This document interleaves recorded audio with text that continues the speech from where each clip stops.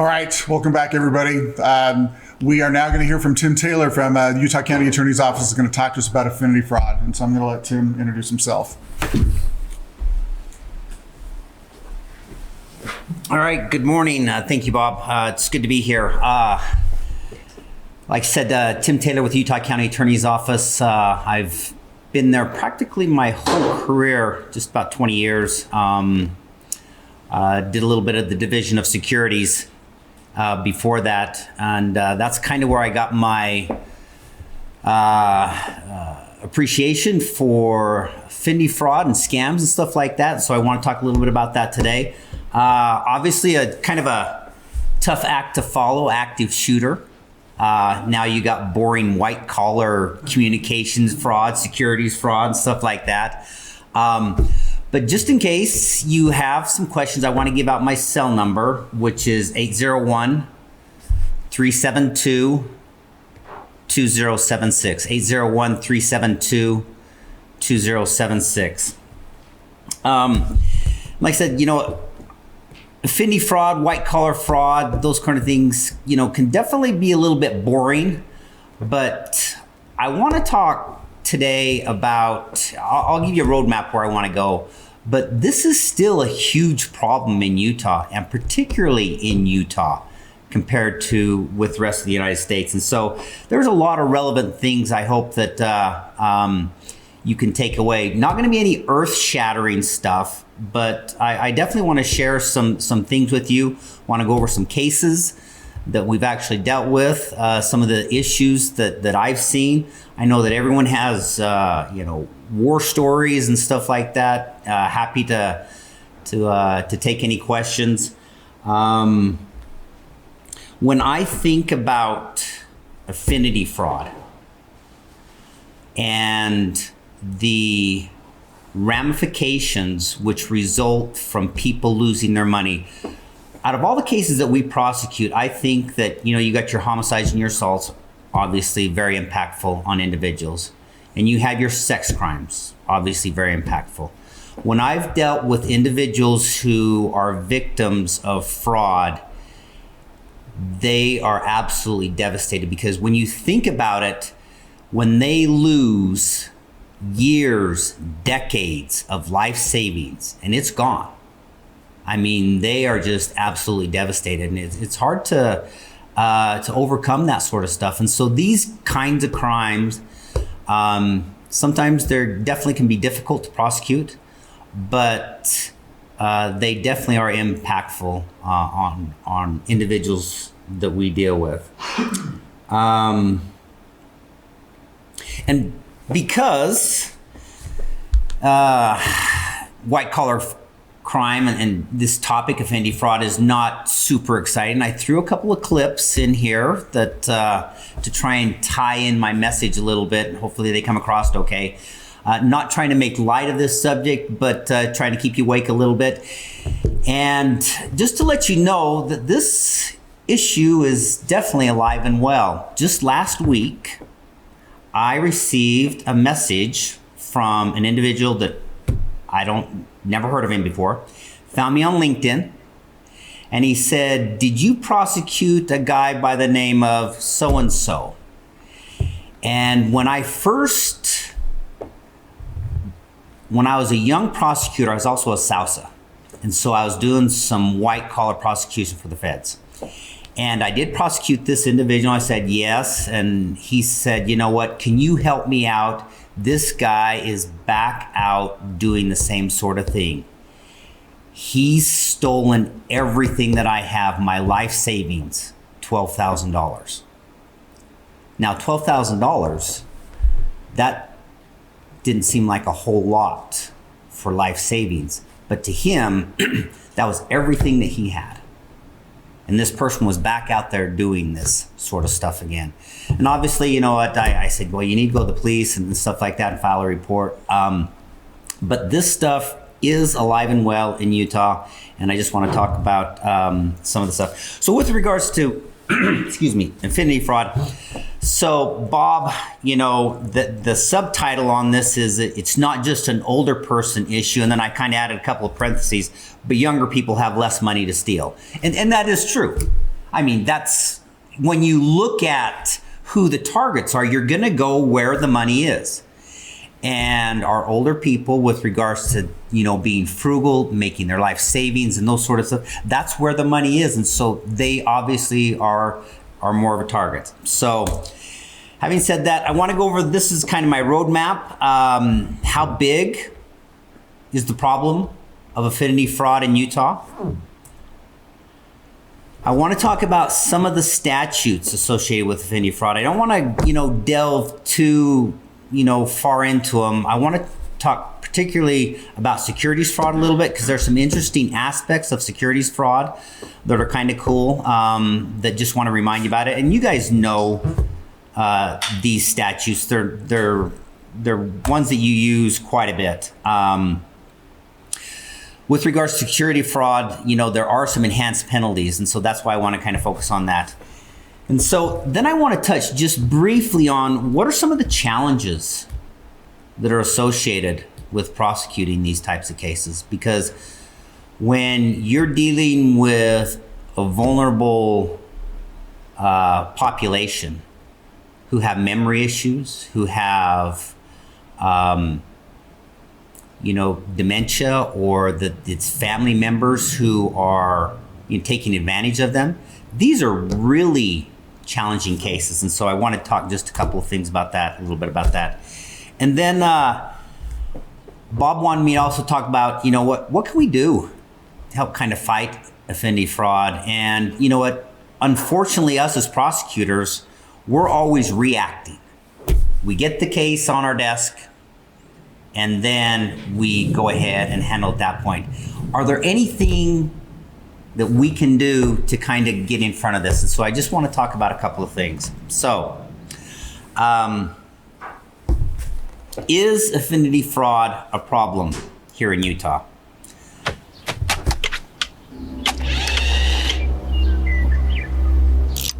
To infinity and beyond!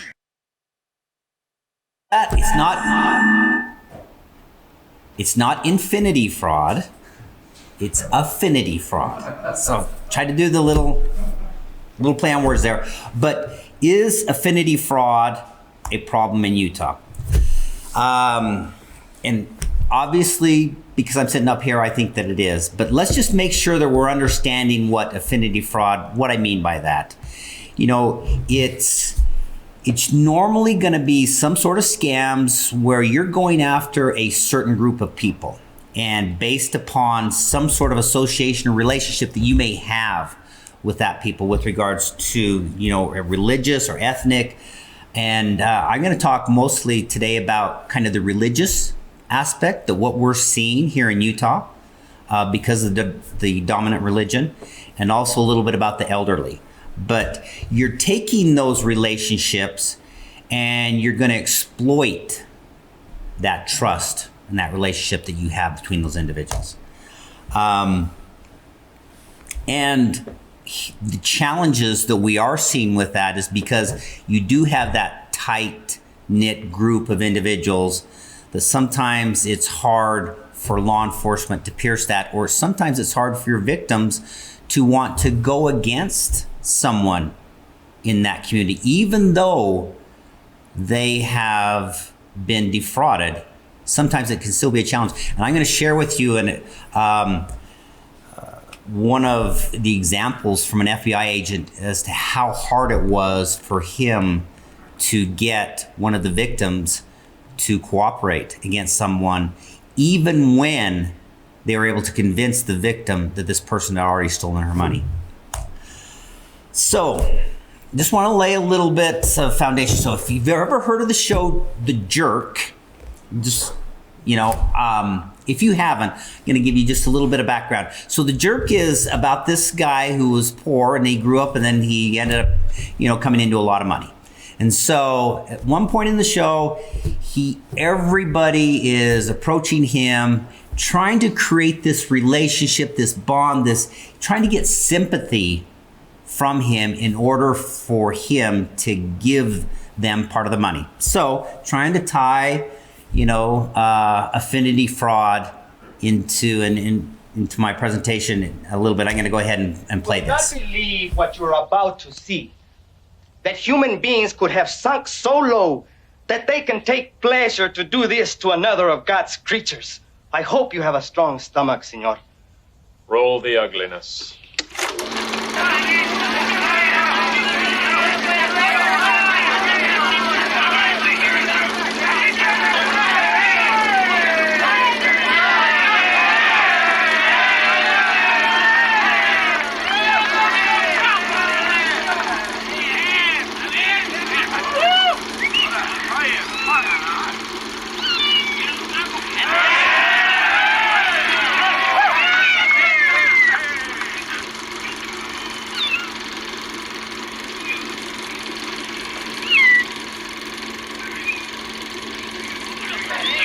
Good Lord. I've heard about this cat juggling.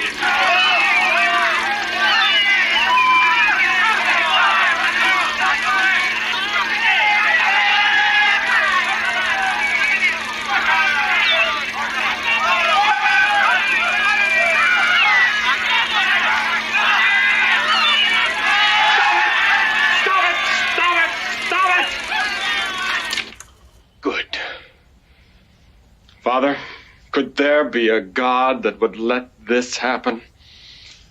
How much do you want?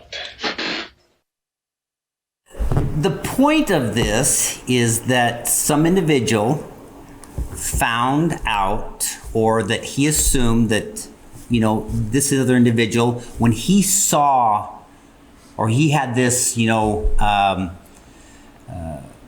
propensity towards, animals. So he's going to take advantage of that. And that's kind of, I'm stretching a little bit, obviously, but what's happening in affinity fraud is that you're being approached by individuals who find that connection, and they're going to exploit that in order to get that money. And so here is the cost of exploitation of the elderly. So individuals who were exploited, older Americans, by family members or fraudsters, their average loss is $34,000.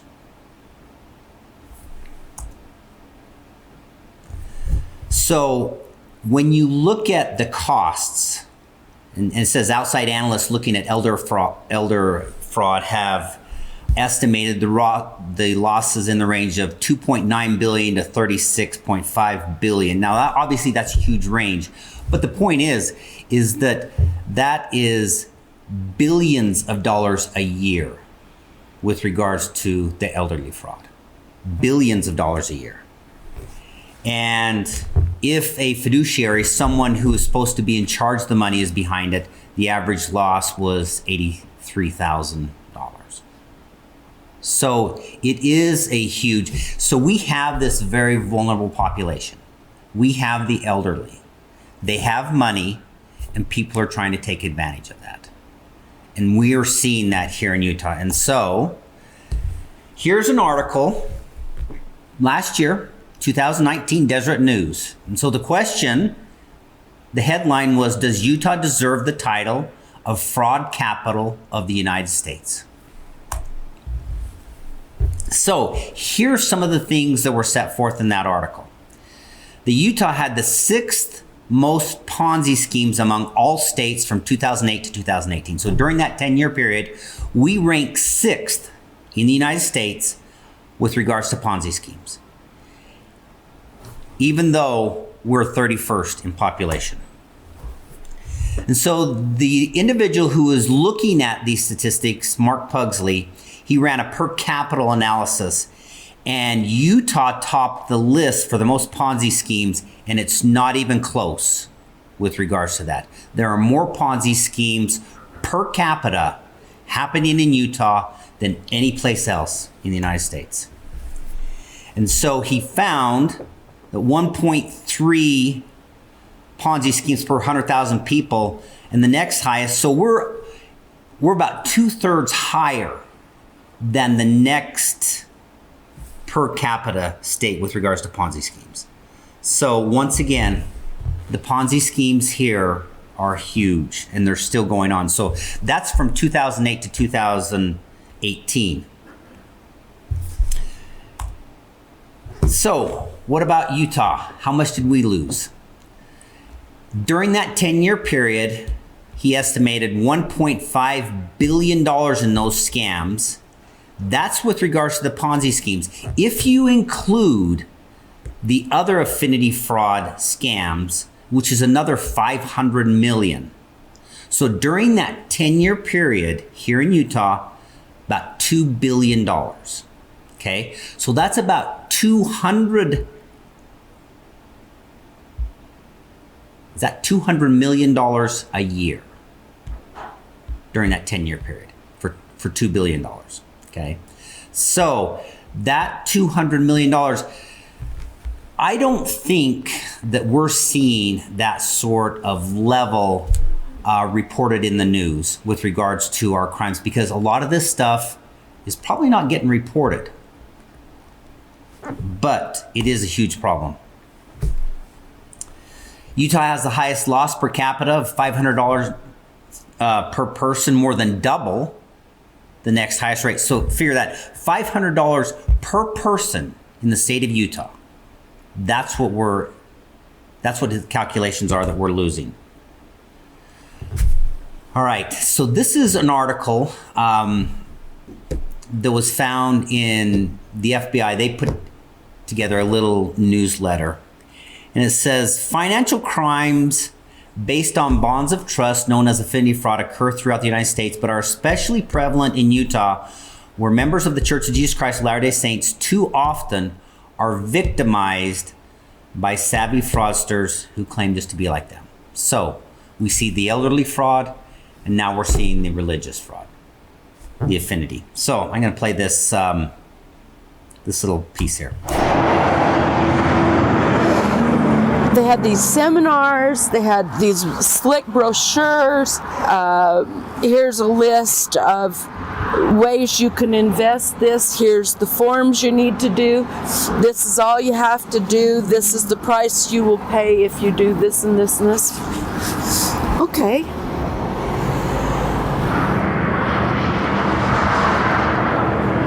I took my husband with me every time because I feel like that was the sort of thing. It's like going to the doctor for these serious things. You need to take your partner so that there's somebody else hearing. We're both going along with it. We didn't pick up on it. I've never been able to figure out what it was I would have done to pick up that the guy was stealing. I don't know that you could go through, how many years would you have to go through to figure out that the guy was floating a bunch of money? Do you have a blood type of those sorts of people? Do you look in their eyes and see if their eyes are going this way? What do you do? Because like I say, you went into this beautiful office with glass cubicles and beautiful desks and cookies on the table with drinks of punch, and it was that way every time you went. Well, the reason is they really wanted to make it look fancy. I never have been really sad. Furious maybe, but never sad. And now it's sort of like stupid. You know, I should have done something more. I don't know what it would have been. I don't know if I told you my husband's 81. And this is what we do in the summer. In the winter, we play. It's kind of what we plan to do. Some of the things you don't plan on, like this loss. But my husband's a real good one to say, oh, well, we'll make it up. You can get more money. So that's what we're doing, is getting more money. So I don't know if you caught that. The little caption there said that she lost $50,000. So huge amount of money to them, obviously. That's a lot of money. But here's one of the things that you'll normally see, and she said it so well, is that she felt so stupid. She felt very embarrassed. as to what happened. It's like, why didn't I see it? Why didn't I catch it? Was there something in his eyes that I should have been seeing? Blood type? How am I supposed to identify who this is? And you know what? They are just so good that a lot of times, I mean, even the most savvy aren't going to catch it. And so, also, I think that because individuals feel embarrassed and stupid, that's one of the reasons that it may not get reported too. Because you know what? That is embarrassing to go tell someone, you know what? Yeah, he told me about this scheme. I know it sounds stupid now, but I really believed it. And you know, that is embarrassing. I'm just going to suck up, you know, I lost $50,000 and then move on.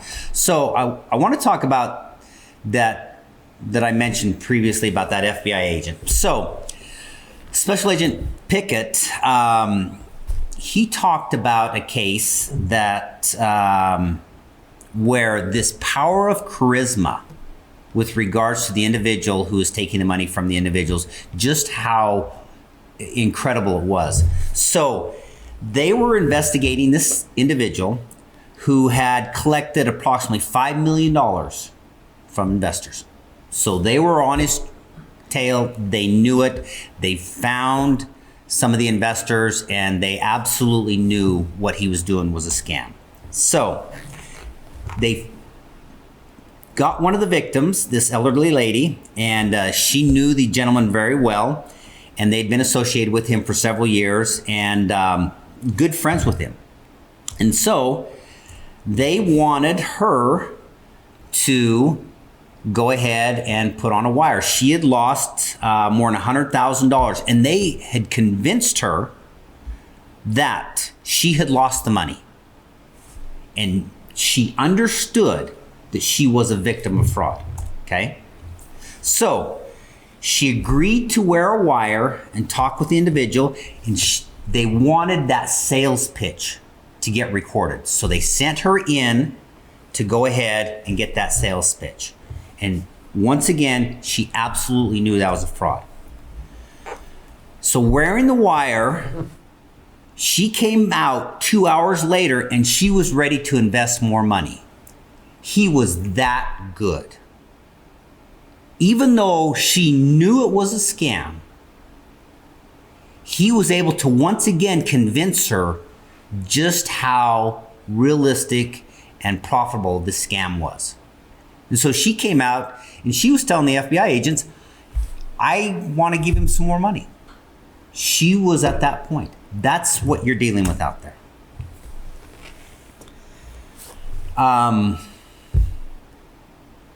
Obviously, they were able to talk her out of that. But here's one of so when I go back to the very beginning, when I said that this individual who called me and said, you know what, this guy took $12,000, that's mostly true, except this guy gave him the $12,000. We open up our wallets, we write checks, we voluntarily just give these people our money. And so in order to get to that point, there has to be this level of trust with regards to these individuals. All right. In Utah, we have unique dynamics, as any community would, whether that's religious communities on the Eastern Seaboard, in Boston or elsewhere, or ethnic communities. We form relationships of trust, and when someone starts speaking like we speak or they act like we act, there's almost an instant trust that is extended to them. And so in Utah, we see this affinity fraud, people who exploit their relationships with others to take advantage of them. We see that in Utah. And in Utah, it may be because of the predominant religion that allows people to have an instant trust extended to them that then they take advantage of and exploit. That's a challenge. And so with Stop Fraud Initiative, together, we hope to educate the public and educate investors on recognizing the signs. There are red flags out there, and sometimes investors ignore them, hoping for the best or trusting that smile on the fraudster's face. Sometimes it's too good to be true, And we need to take those flags for what they are and run the other way when people approach us and our gift of fear kicks in. All right. You heard John Huber just mention a little bit about Stop Fraud Initiative, and I'll touch just a little bit on that a little later on. This is Luella Day, and I just want to talk about two cases that we handled. This one is mine. This is not where you want to be taking a photograph with the governor, because basically she is at the signing of a fraud bill because of how much money and what they did to her. And so I'm going to talk just a little bit about the facts of her case. So Luella Day had $1.2 million. And they had sold some very valuable land in Highland. They'd put that in with regards to their retirement, didn't know what to do with it. And so she talked to her LDS bishop, and bishop said, you know what, hey, let me refer you to this fellow ward member, someone in your congregation, and because I know he's really good with money. So introduced him to Dan Merriman. And he said that he would invest her money into U.S. Treasury bonds, guaranteed interest rate of 8%. You know what? $1.2 million, Treasury bonds. How much safer can you get than Treasury bonds? So she wrote him a check for $1.2 million and gave that to him. So he made one $24,000 payment to her and then convinced her to give him another $50,000. And because she had already received that money, later on we found out, that it was actually her money that she was paid back. She gave him another $50,000. Well, over the next year, he came up with several excuses as to why he couldn't pay her back, didn't make any additional payments. And when it finally, she went to the police and we got the case and stuff like that, and we got into his bank accounts, we realized that 1.2 million was gone in about the first 30 days. And so we charged Dan Merriman and charged him with securities fraud, and pled guilty to some securities fraud. Judge Davis went ahead and sentenced him to prison.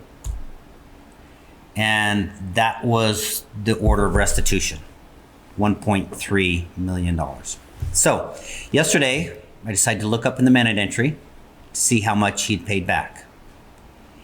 And you can see when they make payments, when you look in the minute entry and stuff like that, I didn't see a single payment had been made.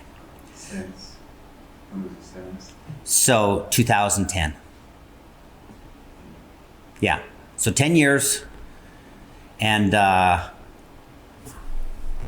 found him back out on the internet. He's out of prison, stuff like that. But once again, very seldom do we see any of our victims get paid back. Now, here's the second case I just want to talk just a little bit about, because it has to do once again with that religious aspect. This is really an amazing facts. This individual said that if you give me $50,000, I can rent $1 million. And with that renting, we're going to take that money and we're going to invest it into a Federal Reserve program. And that's the amount of return, 5,000% return on your money. Well, in order to continue to gain that trust within this individual, we saw the emails that he would send, and he would send Book of Mormon quotes. Once again, playing on that religious affiliation with this individual in order to gain their trust. That's what we saw. Well, shocker, lost all the money. So I want to talk just a little bit about securities fraud. I'm not going to go into too many other statutes, like I said, but securities fraud is kind of an interesting one. And because of Luella Day and the problems that she had, it was actually in the paper quite a bit. And the way that we found out about it was through, she did the get part. She went to get part, and then law enforcement picked up on it after that. But anyways, so you know the elements associated with securities fraud. Not a big deal and stuff. Want to talk about just the penalties a little bit. So it's a second-degree felony if it's less than $10,000 and it involves equity. This is what came out once again from the Luella day. That was the Affinity fraud bill, that SB 101 that passed that year. A withdrawal from an IRA or some sort of individual retirement account. Other sort of retirement plan. When the person over whom the violator, they exercise that undue influence, or the person knows is a vulnerable adult. So when you're looking at prosecuting these cases, you know what? Securities fraud can be a little bit intimidating. I get it. But in securities fraud, there are some great tools that the legislature has given us. And I think that they gave us those tools because the harm that's caused is so pernicious. And so that's why they've given us these tools with regards to securities fraud. So they do a minimum of, there's a 3 to 5 if it's greater than $10,000 and you take that money from those areas that I just talked about. So once again, securities fraud is kind of a nice tool that the legislature has given us to go ahead and help combat these. And it just so happens that I was looking at this month's Bar Journal. Jake Taylor, he's a former prosecutor, and he has a wonderful article in this month's Bar Journal on securities fraud. He walks through how to prosecute basically a securities fraud case. Now he's left and he's in private practice now and stuff, but he actually lays out a really good article. So that's in this month's Bar Journal. So I just want to give a little plug for Jake.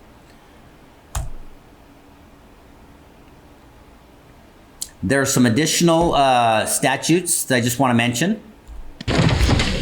Jerry, just remember, it's not a lie if you believe it. Says it's not a lie if you believe it. So, obviously one of the big ones that we use is com fraud. That's a big one with regards to prosecuting these cases. Don't forget about forgery, because you know what? Especially with family members and forging documents in order for them to take advantage of those individuals. That's really a good one. Financial transaction cards, they'll apply for credit cards, or that they will use their credit cards without their permission. This exploitation of a vulnerable adult, I've used it a couple of times. One case that I did use it, where a husband and wife pretended to, they wanted to take advantage of this individual, and so they just pretended to be brother and sister, and they befriended this older individual, and the wife became this single elderly man's girlfriend. And so they started to bilk him out of a lot of his money. And he ended up buying her a wedding ring and everything else, but obviously she was married and stuff like that. So this was a good one with regards to that. Just throwing in, this is Uncle Leo, if you know Seinfeld. This is not really exploitation of vulnerable adult, but I had to throw it in. So. I don't believe this. Excuse me, I wonder if you could do me a favor. My uncle's having a little problem with shoplifting. Mm-hmm. Where's your uncle? He's over there in the overcoat. If you could just kind of put a scare into him, set him straight. We have a 5150 in paperbacks. All units respond. 5150. That's just a scare. Sir, right? I'm going to have to ask you to stand out of the way and let us handle this. Swarm! Swarm! I'm an old man. I'm confused. You're under arrest. I just wanted you to scare him. Jerry, you ratted me out. Hello? Hello. Okay, anyways, exploitation of vulnerable adult is something that you probably don't use a lot, but don't forget about that. Some very common ones: theft by deception, unlawful dealing of a property by fiduciary, money laundering. I'm going to give a shout out to Curtis Larson in our office, money laundering. He can find money laundering anywhere. And so he's pretty amazing with regards to that and stuff. And then don't forget the pattern of unlawful activity, the PUA. That's a good one. So if you haven't used those in a while, just try and keep those in mind. Okay, so some of the challenges associated with prosecuting these affinity fraud cases. Once again, like I said, these cases, sometimes we have trouble even getting them reported because of that close relationship that they have. Here's one of the big ones that I've seen over and over. The victim has been told that, if you go to the authorities, you're not going to get any of your money back. And so, in fact, I had a neighbor who absolutely, I was prosecuting the same sort of crime and scam, and he came to me and said he'd been approached about this. I said, Jim, it's absolutely a fraud. He's like, you know what? But he told me if I go to the police, and so I'm just going to see. I'm just going to wait it out. Well, Jim lost all his money. Once again, they felt embarrassed. They feel stupid. Taking cash out, trying to follow the money with regards to that can be tough too. And so that's a tough with regards to prosecuting these cases. And here's one of the big ones too, is that your victims are unable to adequately assist because of dementia or other illnesses. And so that's a great out for the perp to say, hey, he gave me permission and the person has dementia now. Now, obviously we have ways of trying to work around that with regards to exploitation of a vulnerable adult and stuff like that. But once again, that can be a challenge. So one of the things that we also see is that, is there an adequate investigation of where the money goes? If I was to provide any advice with regards to prosecuting these cases, we have to follow the money. When you follow the money, that's where your key is. See where that money went. You've got to have your officers get those bank accounts. One last challenge is, these are just difficult cases. They take a lot of time. They involve numbers, which attorneys, we just hate numbers. That's why we're attorneys. We don't like numbers. But you know what? These can be really satisfying cases. And you know what? I challenge you, when you have one of these cases, to try and keep it as simple as possible. Don't get too fancy. You don't have to charge 50 different counts. Keeping it simple is going to be a good way to go ahead and prosecute these. All right. So what can the community do with regards to affinity fraud? So like I said, we're usually dealing with us on the back end. So education and awareness. I've seen police agencies, they'll hold little town meetings where they'll try and invite someone to give a seminar on some of the scams that they're seeing. Utah Division of Securities has a great website on recognizing scams, and so they'll talk about some of the things that they're seeing also. I talked to Dave Hermanson, who is the Director of Enforcement up at the Division of Securities, and he says that they are willing to go around and conduct some seminars.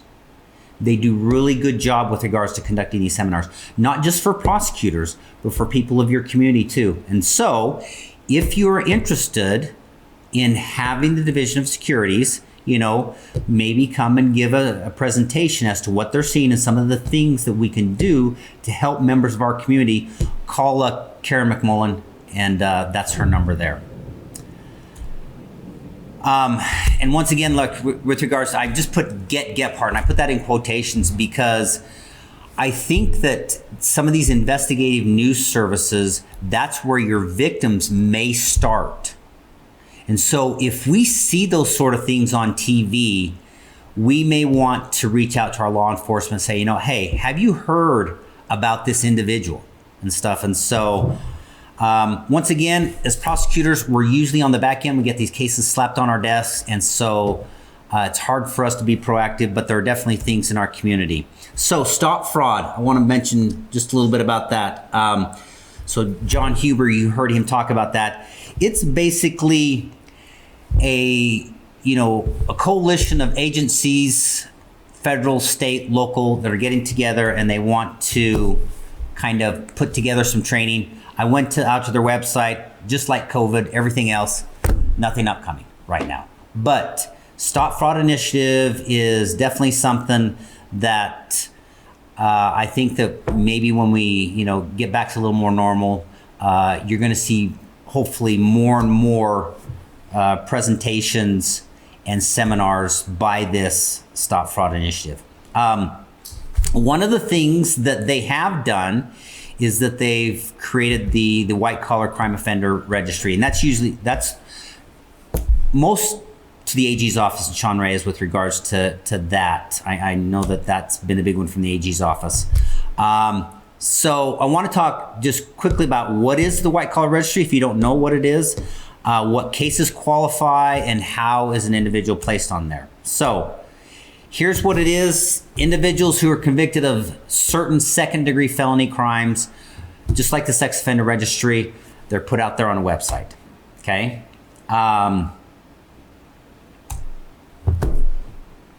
Where is it located? There's the website right there. So this is what's out there. If you go out there, you're going to see a list of individuals, and you're going to see their names, and then you can find out some information with regards to what they are. On this one right here, may or may not have a picture of a former county commissioner. But if you look at what crimes are going to be on that white collar registry, these are the crimes. If an individual is convicted, once again, it's that second degree felony. Now, there's obviously some limitations with regards to, how long they're going to be on there, when they get pulled off, if they pay back restitution, stuff like that. But the purpose, I think, is not only to put people on notice, but I think it's probably a little bit of, to shame and say, hey, you pay your victims back, we're going to look at pulling your name off here. And so it's maybe an incentive with regards to that. So how are they placed on there? Here's the statute that says, you know what, we, as prosecutors, we need to inform them about that. And here is the online form. So if we have a crime, a conviction in that category, we can go out there, put the information, submit it, that'll go up to the AG's office. And they're also, I believe that they may be looking at certain convictions, from court cases so that if it doesn't get reported, that they can go ahead and grab it. I think that might be the case. I talked about Dan Merriman. I looked to see if he was on there, and he's not. Conviction was May 2010. So 10 years, so no longer on there. Does an offender have that obligation? Yes, they do.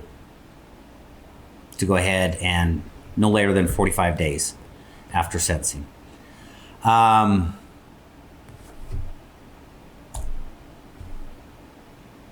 So, a few of the takeaways. Affinity fraud and these financial crimes, scams, they're just still a huge problem in Utah. And so, don't shy away from them. I know that they can be a challenge, but don't shy away from them because they definitely are exacting a huge toll on individuals in our communities. Be familiar with these statutes, especially with regards to the securities fraud one and the enhanced penalties associated with that. Our legislature put in a lot of work with regards to giving us the tools so that we can go ahead and help our victims in a manner. And so make sure that you're reviewing some of these statutes. With regards to prosecuting these cases, once again, always follow the money. You've got to delve down deep and follow that money so that you can prove your case. That's a tough one. And it can be complicated, but when you have good investigators associated with it, it definitely makes your life a lot easier. And there's definitely some education, public service announcements. They're important, keeping us informed with regards to trends, current scams, what's going on in the communities. Are there any questions? You received any questions, Bob?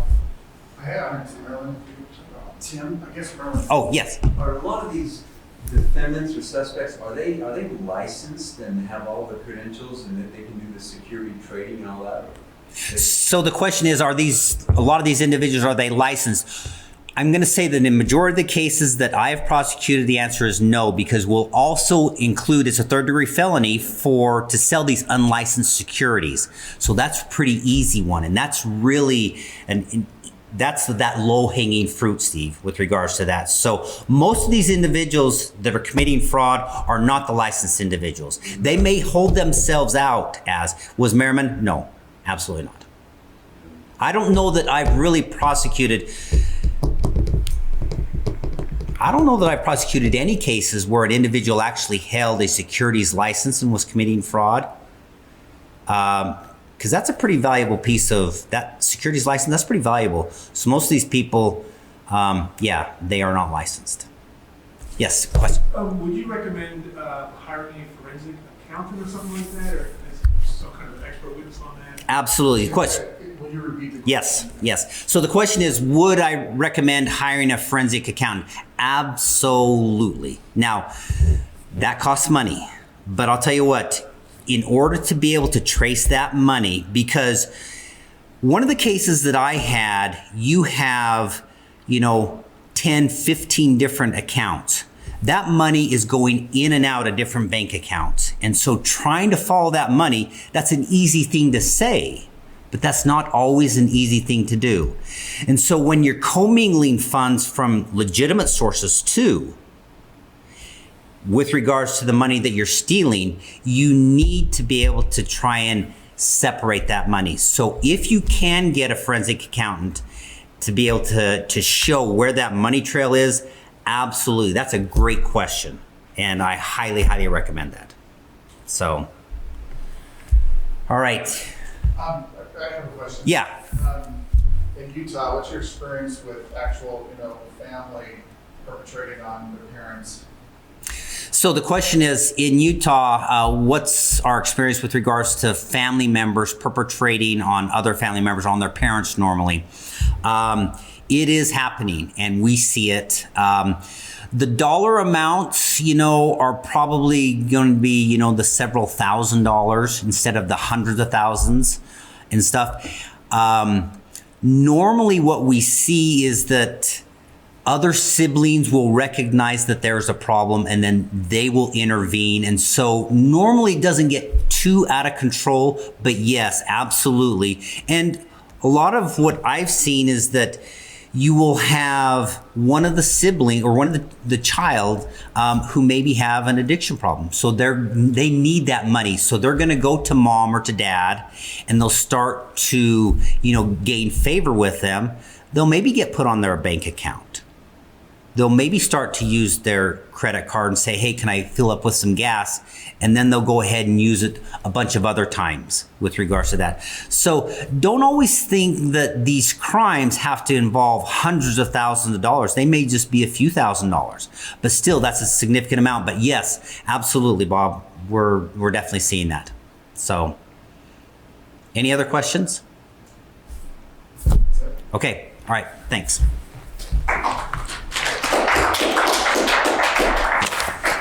Okay, thank you, Tim. We appreciate that. We wish it didn't happen, but it does. We're a little bit ahead of schedule, which is good. So let's take a 10-minute break, and we will pick up at 10:45 with Marlise and Bison prosecuting domestic violence and sexual assault cases. Thanks.